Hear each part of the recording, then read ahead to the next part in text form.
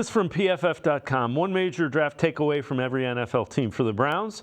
They added depth at positions of need. Cleveland's draft didn't have the flashy name recognition of many other classes, but the team did well to add productive players where needed. When you look at the draft, it seemed to be, it made sense. I guess that's, when I looked at it, the draft picks they made sense in a long-term view. Yeah, I think for me, one of the bigger takeaways I had from draft weekend was just how set this roster feels for the most part. At the top of the depth chart, there's not a lot of room, and I've written this.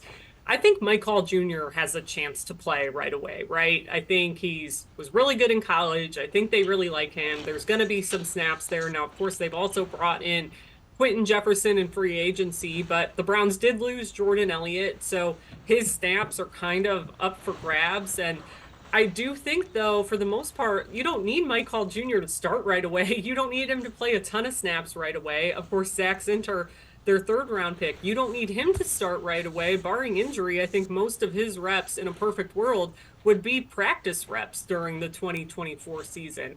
A lot of these guys, I think later in the draft, you're essentially taking a flyer on. Maybe a Nathaniel Watson could be great with these new kickoff rules in coverage as a rookie, but for the most part, you have time to sit, see how guys develop, let them get used to the NFL.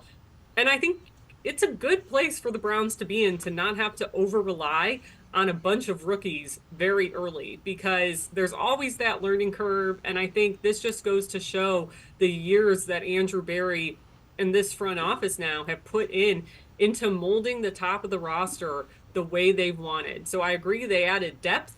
And I know the Browns don't like to think about things in terms of positions of need when it comes to the draft. For me personally, I thought they could have used some extra help at D tackle. I'm glad they went with that with their first pick, but it was all dependent on the guys that they really liked for this scheme. I think we saw them stick true to that. It's why they didn't end up making any trades on the day of the draft this year, which was an Andrew Berry first. But they're in a good spot right now, I think, with how this roster is constructed, and it showed on draft weekend.